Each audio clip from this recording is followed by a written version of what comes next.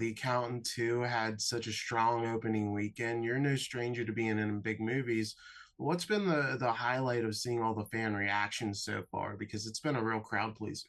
I think what I've loved so much is that I got to be in a sequel that many are saying, and many who worked on it, because everyone who worked on the first film worked on the second one. And it's almost like they took what they loved about the first one and they really like stretched it out and made it funny, and it gave it all of this life. And so I think that I'm most excited about the fact that fans and everyone's saying the second one is maybe better than the first. And the first is great, but the second one's really good. I would agree with that as well. So congrats on that. And I felt like you had a tricky role because for most of the film, your character is very stoic. She's all Yeah. business, and we learn why throughout the story. How is it approaching that sternness and still making it interesting? Because you still wind up making these scenes memorable, even though you can't play up like a ton of personality. Yeah, that was actually it's interesting you point that out because Gavin O'Connor, the director, had told me, look, on the paper in the script, she's the T-1000, right? But we don't want her to be completely devoid of humanity. She's like 99% devoid of humanity, and then there's 1% of a person in there. So you have to figure something out.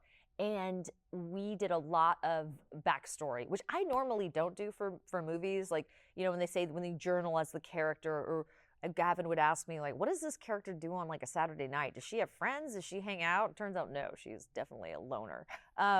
But I had to do a lot of character work just to sort of figure out how to represent that 1%, but also she's still Jaws. She's still a predator. So that was a delicate balance, but I also think that the story lends itself to someone who is not just a villain, but really more an anti-hero. So you're saying she's not going to bingo halls normally on a Saturday night like we see in the beginning of the film. No. Gavin's also been very forward about wanting to do The Accountant 3. Would you like to return? It feels like there's still more of Anais that we could explore. Yeah, I feel like the second film purposefully just lends it so you get a dash of her, and it would be a shame if she didn't return. But I think that's also what we've been hearing from fans is they want to see her again, and I wouldn't mind. That sounds fun. I would love to see you and Jon Bernthal interact on screen because he is so funny in this. Yeah, he would be really, really goofy and like ask a lot of questions and talk, and she would just be staring at him. And I think that would be really funny. In this film, you have this giant fight scene with Cynthia. It's a very intense fight. It's very technical. How is it having this all-woman battle that's just as hard-hitting and technical as we see, Ben and John get up to in this film? It was a lot of fun. It was a lot of work. I mean, I had to learn Muay Thai, which is not, I've done boxing, I've done a lot of stuff, but I've never done Muay Thai, and whew, Muay Thai was tough.